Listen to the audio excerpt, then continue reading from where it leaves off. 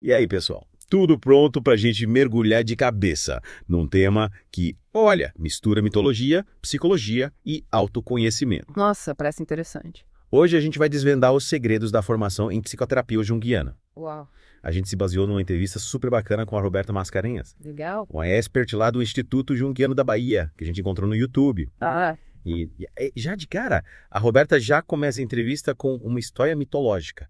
uhum. História do Quirão, curador ferido, você que eu só conheço. Sim, claro que conheço. Centauro, né? Que mesmo sendo mestre na cura, não conseguia se curar. É isso aí. Que ironia, né? É uma metáfora poderosa, né? Me faz pensar naqueles médicos, sabe, que se dedicam a vida inteira a cuidar dos outros. Eu sei, sei. Mas às vezes acabam esquecendo de cuidar da própria saúde. Verdade.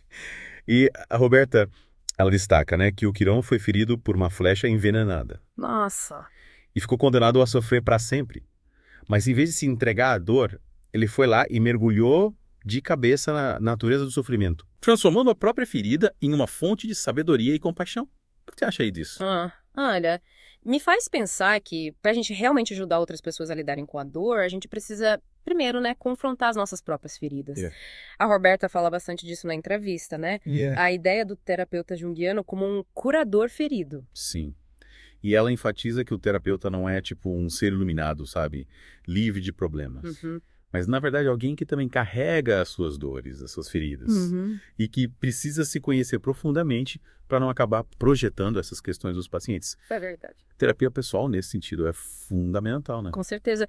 E a Roberta, ela destaca, né, 3 princípios básicos da terapia junguiana, que eu achei muito interessantes.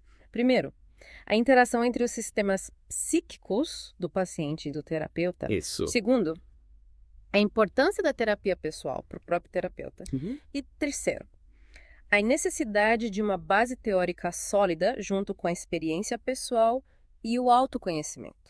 Para equilibrar tudo, né? Como a Roberta descreve um terapeuta junguiano na prática, com as características principais que ela destaca. Bom, ela fala muito da importância de uma escuta acolhedora, livre de julgamentos. Sabe, o terapeuta precisa criar um espaço seguro, né, para o paciente, para que ele se sinta à vontade para se abrir, para compartilhar as experiências, sem medo de ser criticado.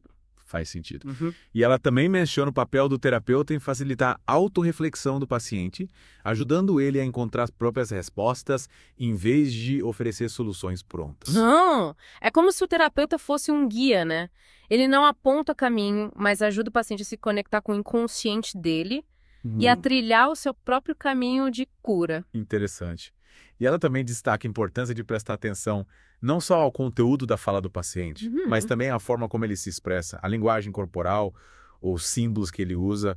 É como decifrar um código, né? Totalmente. E ela enfatiza que a terapia é um processo dinâmico, em constante evolução. O terapeuta precisa estar aberto a aprender com cada paciente, a se adaptar às diferentes demandas, a desenvolver novas habilidades. E ela até menciona a própria experiência com a adaptação à terapia online durante a pandemia, que a forçou a desenvolver novas formas de se conectar com os pacientes. É incrível como a pandemia transformou a forma como a gente se relaciona, né? E isso impactou a terapia também. Mas voltando à Roberta, ela fala de um conceito que me chamou a atenção. A personalidade do terapeuta como patrimônio. O que você entendeu disso? Ela defende a autenticidade no processo terapêutico. O terapeuta precisa ser ele mesmo, sem tentar se encaixar no modelo idealizado, sabe? Ou agradar a todos. Sim. Mas, ao mesmo tempo, ele precisa ter autoconhecimento, para evitar que os seus próprios complexos, como ela chama, interfiram no processo. Mas o que ela quer dizer com complexos nesse contexto? Ela se refere àqueles padrões de pensamento e comportamento, sabe? Que a gente desenvolve ao longo da vida. Muitas vezes de forma inconsciente. Certo. E que podem, tipo, nos sabotar. Entendi.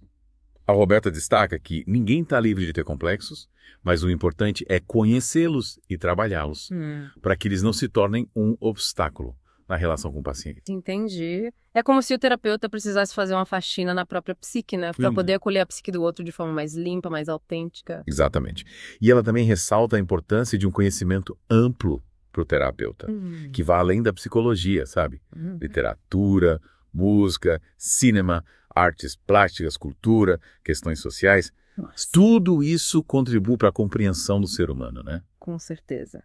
É como se o terapeuta precisasse ser um detetive da alma humana, né? Usando todas as ferramentas disponíveis para desvendar os mistérios da psique. Que legal! E a Roberta fala sobre o papel da intuição na terapia, mas alerta que ela precisa estar carregada de conhecimento e experiência para ser realmente eficaz.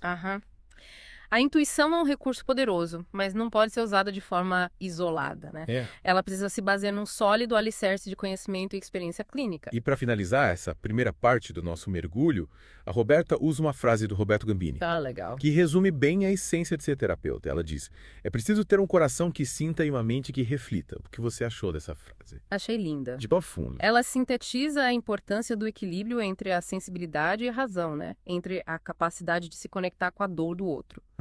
E a necessidade de manter um distanciamento profissional. Entre o acolhimento e o discernimento. É um desafio tanto, né? Com certeza. E essa frase ela nos convida a uma reflexão. Sabe? Como conciliar essa sensibilidade, essa capacidade de sentir e se conectar com o outro, com a necessidade de manter um distanciamento profissional. É sobre isso que a gente vai conversar na próxima parte do nosso mergulho. Fiquem ligados. É um desafio e tanto encontrar esse equilíbrio, né? Entre sensibilidade e distanciamento. A gente lida com a dor do outro todo dia. Histórias de vida muitas vezes cheias de sofrimento. Como se manter aberto, compassivo, sem se deixar contaminar por essa dor. Pois é. E a Roberta fala da importância da terapia pessoal, né? E da supervisão para o terapeuta lidar com tudo isso. É como um espaço para ele processar as próprias emoções, encontrar esse equilíbrio, ter um olhar mais objetivo. Sentido. Acho que é por isso que a gente vê tanta ênfase no autoconhecimento, né?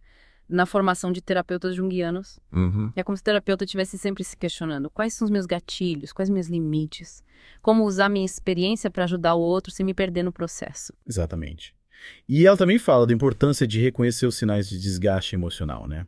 Saber a hora de pedir ajuda, procurar supervisão, dar um tempo para recarregar as energias. Afinal, o terapeuta também é humano, né? E essa vulnerabilidade, essa capacidade